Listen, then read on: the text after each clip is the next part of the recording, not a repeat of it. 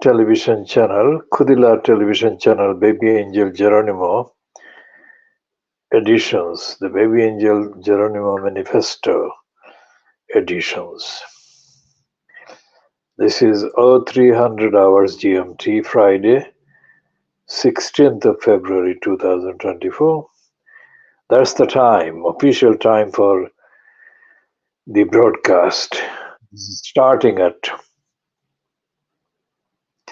11 minutes before 3 o'clock in GMT.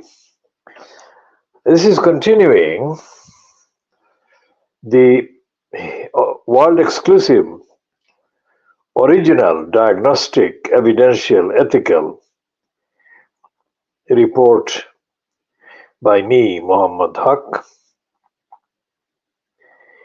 into the Bangladeshi community in the East End of London.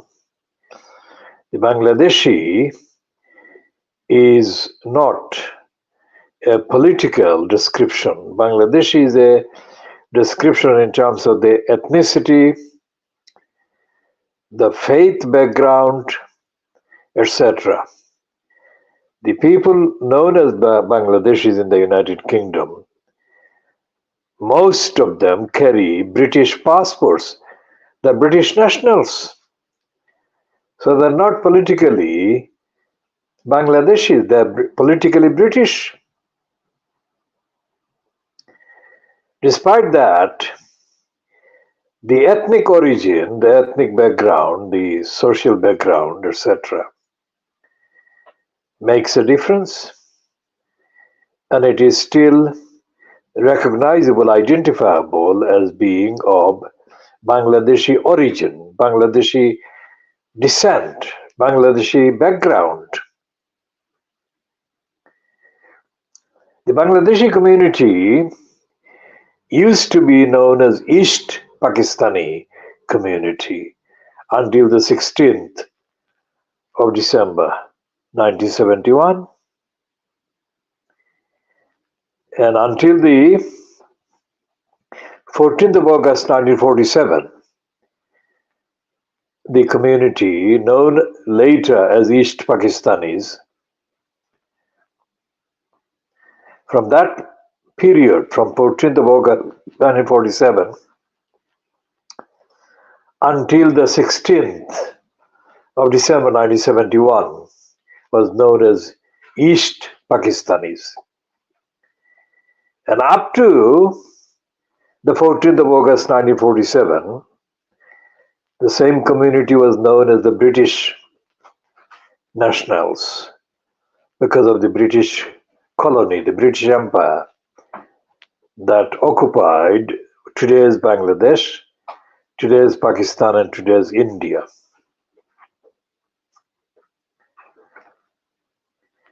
But the essential concentration of the population known as the Bangladeshis now in the East End of London, in the London Borough of Tower Hamlets, generally, and in particular in the Brick Lane, London E1 area specifically, took place the actual concentration and the arrivals of significant numbers of people from Silot, which it is,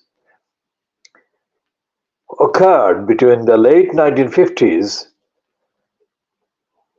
until the 1980s.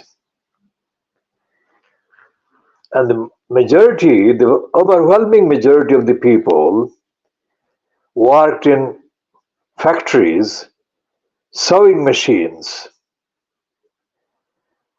and a smaller number worked in restaurants, in kitchen porters, and etc., etc. I'm an exception. I didn't come to the United Kingdom as a migrant. I actually got stuck in the United Kingdom because of my parents. I was leaving Bangladesh in 1972 because the state of Bangladesh became completely, absolutely, unacceptably corrupt. It became independent in terms of recognition by India and others like the United Kingdom. But that recognition did not bring about a transparency, accountability, a frame of reference, and what can be called the due process. And I grew up absolutely as a constitutional activist, and I could not imagine life in a completely lawless environment.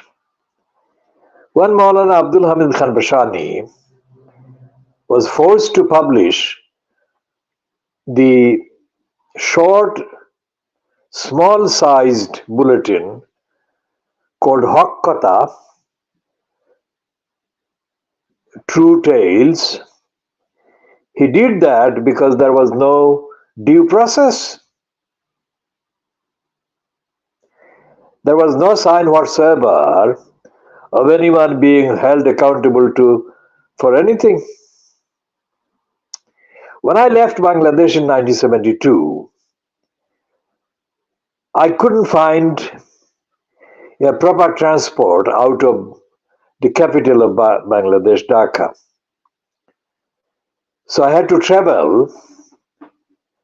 I had to travel to India, go to Kolkata, and find a transport from Kolkata.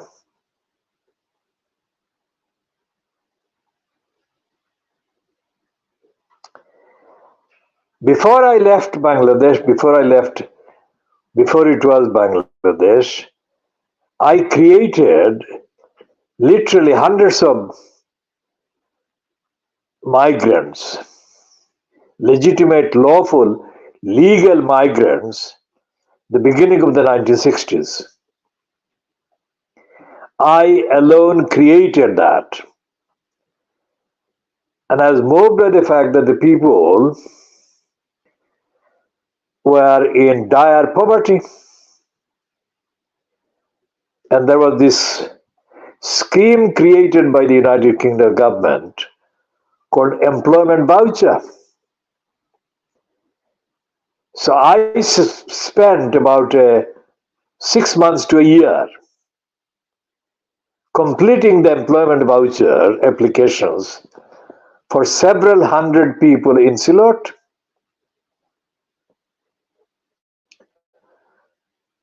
So when I left Bangladesh, I left with a record of creating employment for people in the United Kingdom and sending them legitimately, lawfully, legally, internationally. And once I arrived in the United Kingdom, I got stuck because my parents hadn't consulted me.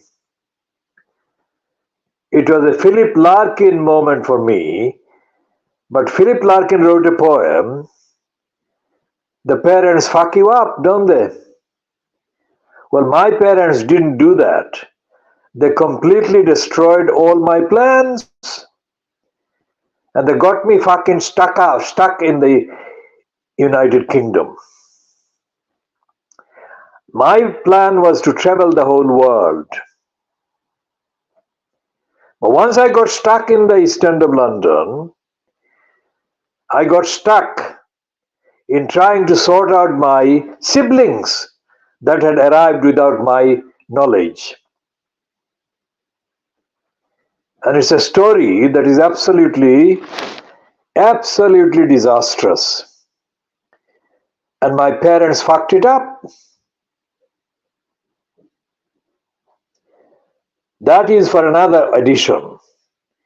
This edition, I'm looking at the unprecedented event of Bangladeshi migrants becoming councillors on London Local Town Council. Because to my knowledge, none of these individuals who did become councillors in 1990 for the first time had any political background or experience or demonstrable experience. But a few years before that election, one of the Silotis who became councillor was a little individual called Sadiq Ahmad. Now, Sadiq Ahmad lived in a council flat in a building called Delafield House. It is just off the Hessel Street. Between Hessel Street, Barslem Street, Christian Street, and Commercial Road. And I found myself sitting in Sadiq Ahmad's flat, writing the constitution of the Bangladesh Welfare Association. Because I was approached by a group of people from the Balagonj area to help them hold an election for the Bangladesh Welfare Association. That was 1981. When I asked them to give me the copy of the constitution of the organization that had existed from the 1950s, they couldn't produce a constitution. What they did produce was an absolute pack of rubbish. It is subliterate, illiterate, stupid, contradictory. So what I wrote as the constitution was the first ever constitution of a Bangladeshi organization written in a constitutional legal way, because I have been a constitutional lawyer de facto. And Sadiq Ahmad observed my writing the constitution, and he learned a few things from me. And as a result of my involvement in the election that was held in 1981 of the Bangladesh Welfare Association for the first time,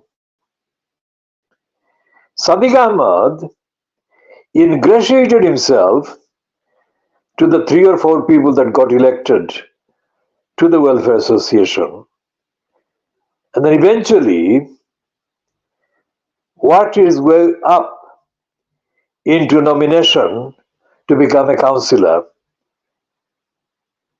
to the termless council at a by-election. But as soon as he became a councillor, Sadiq Ahmad, as I say, little Sadiq Ahmad, completely turned himself upside down, and he forgot the people that helped him and became what is called big-headed. He didn't have the qualification or the abilities or any record to be big-headed.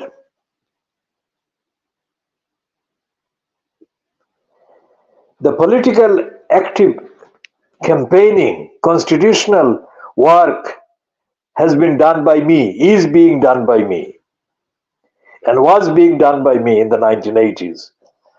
And when Sadiq Ahmad was approached by a family who came from the Gulabganj Upazila in the Silot district,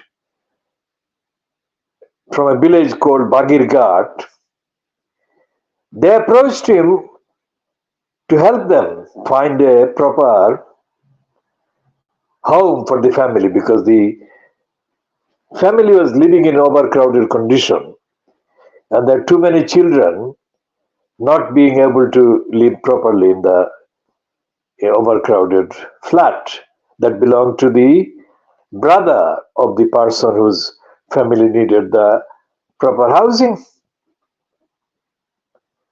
So they approached me with a complaint. But Sadiq Ahmad had already by that time grown his head so big that nothing was reaching him. So the people, to put it briefly, consulted me, but they actually decided to make an effigy of Sadiq Ahmed. This is historic, unprecedented, because until that time, to my knowledge at this stage, I'm broadcasting now at 4 minutes after 3:04 GMT on Friday, the 16th of February 2024. I haven't got any idea as to another councillor being turned into an effigy. This was a smart move by the people, and the town hall at that time was in Patriot Square off the Cambridge Heath Road in Bethnal Green, and a demonstration took place against Sadiq Ahmed outside the Patriot Square headquarters of the Tower Hamlets Council. And the demonstrators burned the effigy of Sadiq Ahmed. Again, unprecedented event. Absolute historic disgrace. It may be a coincidence, it may not be. But Sadiq Ahmed came from Balagonj Upazila, which is where Muhammad Ali comes from. Now, Muhammad Ali is an active community member. And in January 2000, I think January or June 2011, he told me that he had worked to get the people from the Barner estate to vote for Lutfur Rahman at the 2010 election that inflicted Lutfur Rahman as the elected mayor at the expense of Tower Hamlets. Now, Lutfur Rahman came from Balagonj as well, as did Muhammad Ali, as did Sadiq Ahmed. So Muhammad Ali said to me very uncomplimentary things about Lutfur Rahman, saying that he stopped talking to Muhammad Ali after getting elected. And Muhammad Ali said a lot of things about Lutfur Rahman's background in Balagonj. I'm not naming those backgrounds, but that is what he did. Now it seems that Sadiq Ahmed, as soon as he became a councillor, started to behave in the 1980s in the way that Lutfur Rahman behaved decades later. He forgot about the people who worked hard to get him the votes and actually get the people to cast the votes for him and make him a councillor. It's a big deal. Somebody with no prospect of such a position without the community's help, he would end up on a pile of absolute rubbish. But given a council position, he got a chair. He got a chair and he became a big-headed individual. So when the people approached him, he turned a deaf ear to them, and they came to me and they consulted me. So I said that, well, little Sadiq Ahmed needs to be brought down. And the people organized the effigy. And they took the effigy outside the town hall in Patriot Square off Cambridge Heath Road, and they burned the effigy. That happened in the 1980s, years before the election, the regular election that took place in 1990, where the largest number of Bangladeshi origin individuals became councillors. As I said, none of the people could have become councillors if in the ordinary demography there didn't exist ordinary Bangladeshi people. That was true in the 1980s and that is true now. So Mr. Tasadduq Ahmad, deceased, was absolutely stupid to say that the Bangladeshis should be dispersed. Mr. Tasadduq Ahmad, in common with other idiotic things that he did, listening to the racists, would have fatally destroyed the Bangladeshi community if he succeeded in getting any plan adopted by the council or the UK government to disperse the Bangladeshis that remain the strongest possible electoral force in Tower Hamlets today.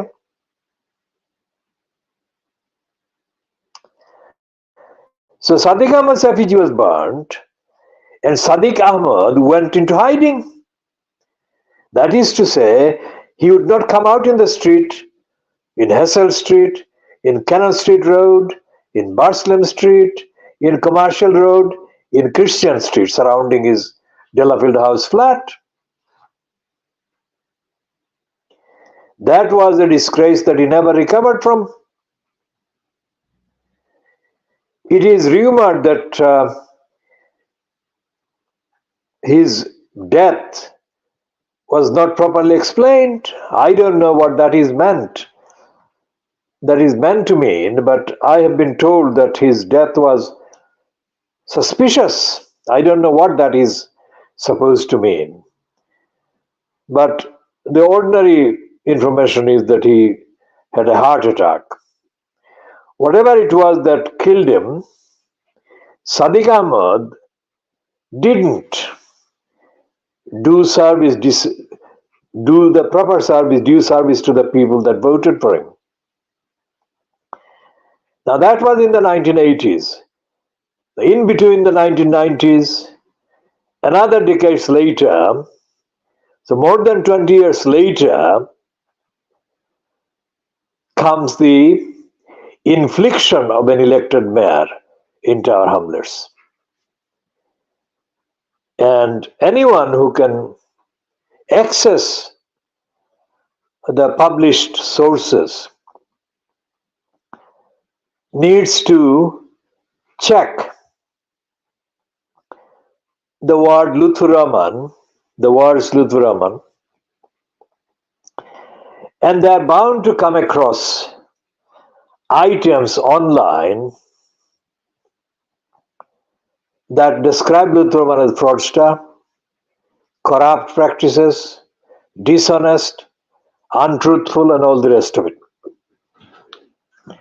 Now, when I sent these people to the United Kingdom in 1962-63,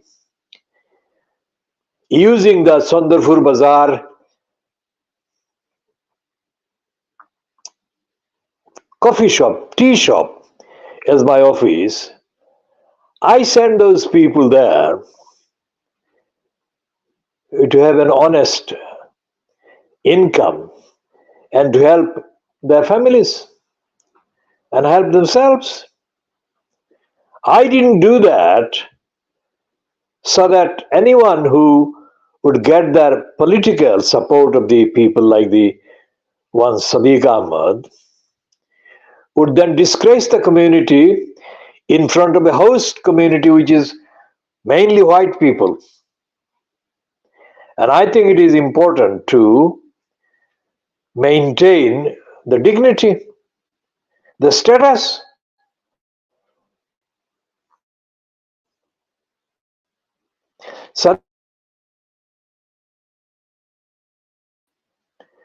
As did Luthuraman 24 years later.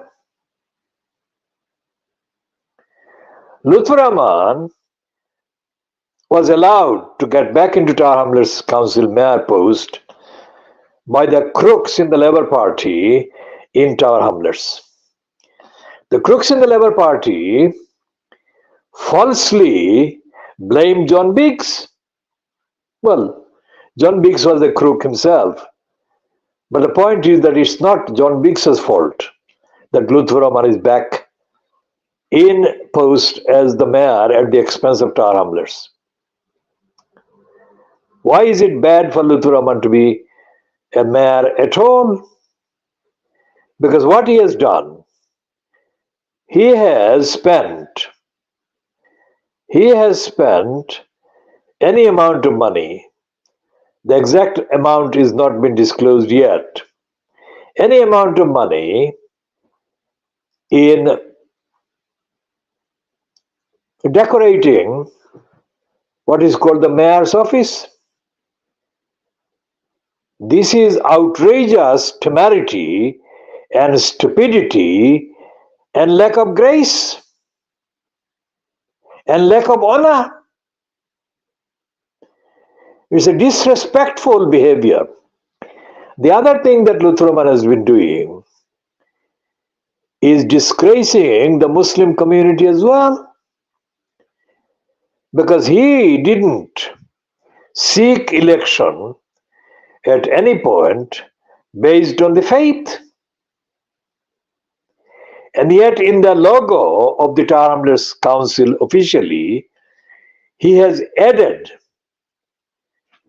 the image of the East London Mosque.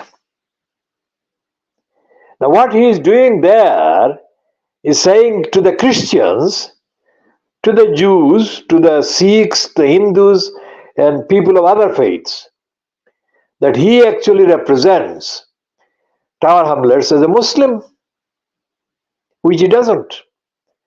But that's the image he has put forward. Now that is actually proving the Shamsul Haq, who was the Imam of the Ford Square Mosque, and his chairman has been long-time chairman of the so-called Council of Mosques in Tower Hamlets, lied. Shamsul Haq lied about the spiritual instruction that he gave to voters to vote for Lutfur Rahman for spiritual reason. This is the single most important event in the ruling published by Richard Morey, the election commissioner. The ruling by election commissioner Richard Morey, M-A-W-R-E-Y, goes to extraordinary length talking about spiritual guidance, and it is an offense.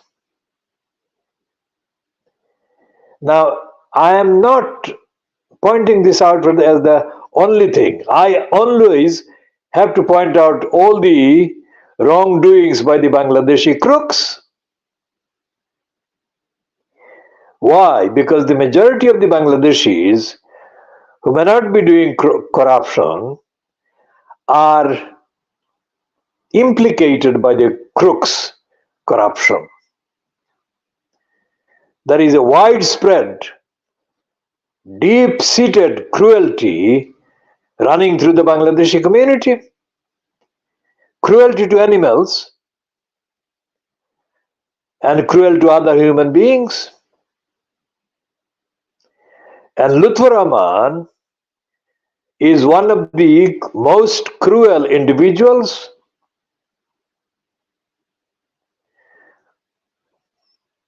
So going back to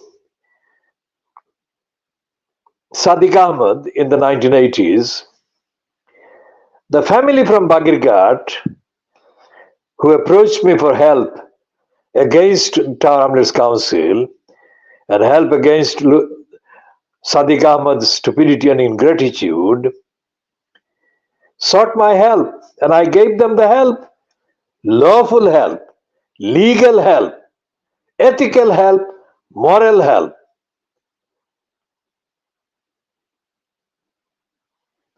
Now, at that time, of course, It was yet to happen in the 1980s. There were no other councillors at that time from the Bangladeshi community. Sheikh Ali, also known as Ashik Ali, is a complete ingrate who misrepresented himself and became a councillor despite the fact that he had nothing but contempt for the Siloti community that voted for him. He disgraced himself in a different way.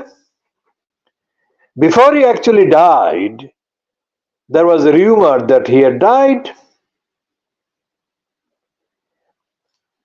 And the message that the Travelers Council's speaker read out from Sikh Asik Ali said words to the effect that never in his whole life, that is Sikh Asik Ali saying, had he received so many positive calls from people. And the question is, what was he referring to? The answer is that he thought that the people calling him, wanting to know whether he was alive or dead, was a good thing for him because it showed that he was being paid attention to by people. Can you believe that? So I go back to Paul Foot, the racist whose biography says he was born in Palestine, which is complete rubbish. He may have been born in Palestine, but he was an imperialist. He was the son of an imperialist colonialist. He was not a Palestinian. So the fucking racists who run this thing called Paul Foot Award should be ashamed of themselves. Anyway, Paul Foot wrote a plug in the Maxwell Daily Mirror about Asik Sikh Ali, and Paul Foot was completely wrong because Asik Sikh Ali has no record of doing anything for the community against the policy of the racist Labour Party in Tower Hamlets.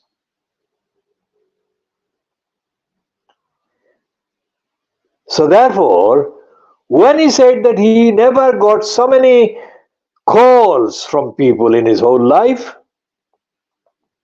it exposed the shallowness of the moron that the Labour Party allowed to become the first councillor.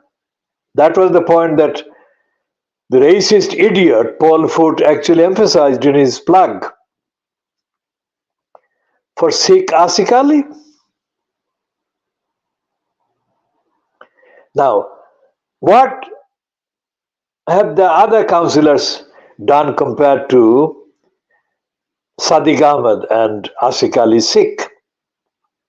Well, what have they done? There is no record, absolutely no record of a single Bangladeshi councillor doing campaign for the ordinary voters or the ordinary people in their community. What campaigns have they been doing? I put this on the record. I would review this statement if anyone can show me records of any Bangladeshi councillors doing campaigns for the community. So let's go back to the other councillors who disgraced the community. One councillor that disgraced the community was sent to jail, is a solicitor, soul cheater. Apparently this one even went to a school in Tower Hamlets. That shows that he went to school in Tower Hamlets in England. And he was admitted as a solicitor. And he became a crook. How can that happen? Well, it did happen. It did happen. And it should not have happened. Now, how did this happen? And it should not have happened because there is no campaign in the community. That is to say, the people in the Labour Party do not campaign against corruption. The Labour Party has no plan to campaign against corruption. There is nothing in the Labour Party that says you should not be a crook, because everyone is a crook. So this one became a councillor jailed for his corruption. And sometime before that, one of Lutheraman's supporters, originally a Labour Party councillor, Shahid Ali, was caught in doing the same corruption about housing, more than one property. He went to jail. But the amazing thing is that once he went to jail, Shahid Ali developed the syndrome comparing himself to Nelson Mandela. He said that he was being persecuted like when Nelson Mandela was being persecuted. Of course, he was absolutely wrong to say that. His doing corruption should not be compared to Nelson Mandela. And he should not have written that. The fact that he wrote that was only a tip of the iceberg, because he supports Lutheraman. He did support Lutheraman. He shouldn't have done that.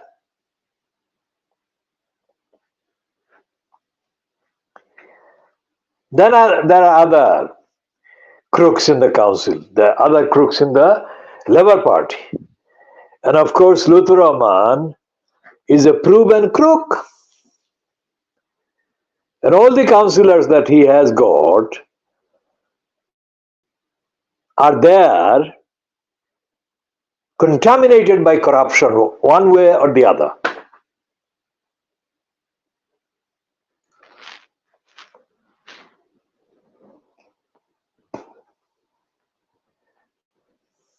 One way or the other.